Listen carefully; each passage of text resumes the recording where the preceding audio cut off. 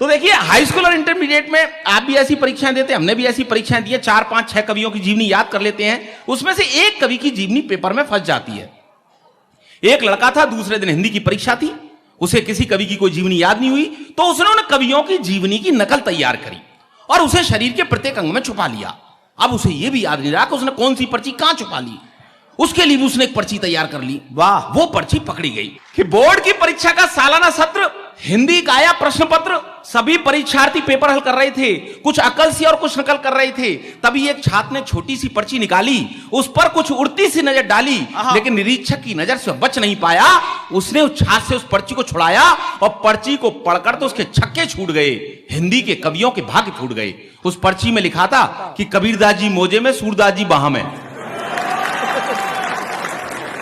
उस पर्ची में लिखा था कि कबीरदास जी मोजे में, सूरदास जी बाह में, तुलसीदास बेल्ट में, बिहारीलाल पांव में, महादेवी आस्तीन में, पंत जी अगल में, प्रसाद जी कॉलर में, निराला जी बगल में। जय हो। कि कबीरदास जी मोजे में, सूरदास जी बाह में, तुलसीदास बेल्ट में, बिहारीलाल पांव में, महादेवी आस्तीन में, पंत जी अगल में, प्रसाद जी कॉलर में, निराला जी बगल में। और शेष के लिए एक छोटी सी पर्ची घड़ी के डायल में, जिसमें हिंदी साहित्य का इतिहास मिल जाएगा। और नकल करते यदि पकड़ा गया तो एक बड़ा नोट पीछे की जेब में, जिसे पाकर निरीक्षक खिल जाएगा। यदि नकल करते पकड़ा गया तो एक बड़ा नोट पीछे की जेब में, जिसे पाकर निरीक्षक खिल जाएगा। हमें देखकर उस लड़के की बुद्धिमत्ता पर बड़ा आश्चर्य हुआ कि देखो ये लड़का कितना दूरदर्शी है, अरे हम सबसे ज्यादा मर्मस्पर्शी है। यदि ये बड़ा होकर कुछ नहीं बन पाया तो जरूर यह नेता बनेगा और हम जैसे शिक्षित बेरोजगारों का प्रणेता बनेगा। ये देखते ही देखते हमसे बहुत दूर निकल जाएगा। हम जैसा युवा इस शिक्षा की चक्की में पिसता ही रह जाएगा। युवा इस शिक्षा की चक्की में पिसता ही रह जाएगा। आदरणीय मंत्री जी, पहले किसी लड़के के बारे में यह पता लग जाता था, जब भी कोई सगाई संबंध की बात चलती थी और यह पता लग जाता था कि यह लड़का ड्रिंक करता है, तो लोग आश्चर्य करते थे, हैं ये लड़का ड्रिंक करता है। स्थितियां आज भी वही हैं। आज किसी लड़के के बारे में पता लग जाता लड़का ड्रिंक नहीं करता, तब भी लोग आश्चर्य करते हैं लड़का ड्रिंक नहीं करता। आपको पता होगा सर, पहले लोग खाना घर पर खाते थे, फ्रेश होने के लिए बाहर जाते थे। ग्रामीण अंचल में आज भी चल रहा है, खाना घर पर खाते थे, फ्रेश होने के लिए बाहर जाते थे। आज स्थितियां कहां तक आ गई हैं, आज लोग फ्रेश होने के लिए घर आते हैं और खाना खाने के लिए बाहर जाते हैं होटल। मैंने बात अच्छी कही, आपकी तालियों से मैं आशीष चाहूंगा। जितने पुराने लोग हैं वो जानते हैं सर, पहले लोग क ख ग से काम चलाया करते थे, आज भी लोग क ख ग से काम चला रहे हैं। पहले लोग क ख ग से कैसे काम चलाया करते थे? पहले लोग का से कमाते थे, खा से खाते थे, गा से गहने बनवाते थे, घा से घर बनाते थे। का से कमाते थे, खा से खाते थे, गा से गहने बनवाते थे, घा से घर बनाते थे। स्थितियां आज भी वही हैं। आज भी लोग क ख ग से काम चला रहे हैं। आज लोग का से कर्ज ले लेते हैं, खा से उसे खा जाते हैं, गा से गायब हो जाते हैं और रास्ते मिल जाए तो घा से घुड़की और देते हैं।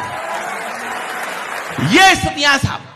पहले मंत्री जी, कोई भी नेता होता था अपने पार्टी अध्यक्ष के पास टिकट मांगने जाता था तो कहता था साहब मुझे उस शहर से टिकट दे दीजिए, मैं वहां से जीत जाऊंगा क्योंकि वहां के लोग मुझे जानते हैं। और आज का नेता जब भी पार्टी अध्यक्ष के पास जाता है कहता है साहब आप मुझे उस शहर से टिकट मत दीजिए, मैं हार जाऊंगा क्योंकि वहां के लोग मुझे जानते हैं। मैंने बात अच्छी कही है, एक बार मैं चाहूंगा कि तालियों से आप मुझे। पहले कोई लड़की अपनी मां से पूछती थी कि मां मैं जीन्स पहन लूं, तो उसकी मां उससे मना कर दी, नहीं बेटा जीन्स नहीं पहनना, अच्छी बात नहीं है। आज स्थितियां कहां तक आ गई हैं? आज कोई लड़की अपनी मां से पूछती है कि मां मैं मिनी स्कर्ट पहन लूं, तो उसकी मां कहती है बेटी पहन ले, कुछ तो पहन ले।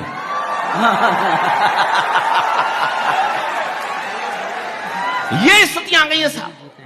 मेरे कॉलेज लाइफ की एक रचना है। आपको ऐसा लगे जैसे मैं आपसे बातचीत कर रहा हूं, लेकिन मैंने व्यंग करने की कोशिश की है कि एक दिन मैं ख्यालों में डूबा हुआ सड़क पर चला जा रहा था तो मैंने देखा कि एक 5 वर्षीय बच्चा रोता चला रहा था। मैंने उसे प्यार से अपने पास बुलाया, बहला फुसला के बड़ी मुश्किल से चुप करवाया। रोने का कारण पूछा तो उसने बतलाया कि मैं अपनी मां से बिछुड़ गया हूं, रास्ता भटक गया हूं। मैंने कहा बेटे तुम अपनी मां का हाथ पकड़कर चलते तो न तो तुम बिछुड़ते न इस प्रकार भटकते। वो बोला मेरी मां के दोनों हाथों में शॉपिंग का सामान था। उसकी इस बात को सुनकर मैं बड़ा परेशान था। मैंने कुछ सोचकर कहा अपनी मां की साड़ी का पल्लू ही पकड़ लेते और इस तरह अपने घर की नाप लेते। वो बोला साड़ी होती तो पल्लू पकड़ता ना। क्या बात है। वो बोला साड़ी होती तो पल्लू पकड़ता ना, लेकिन मेरी माँ तो स्कर्ट पहने थी। अब भारतीय नारी को पश्चिमी परिधान में देखकर दुख सहने की बारी मेरी थी। उदास मन से मैंने फिर कहा, बेटे स्कर्ट कोई पकड़ लेता, अरे न तो तू परेशान होता न मैं परेशान होता। वो बोला स्कर्ट भी इतनी ऊंची थी कि मैं उसको उछल कर भी नहीं पकड़ सकता था। क्या कहना है।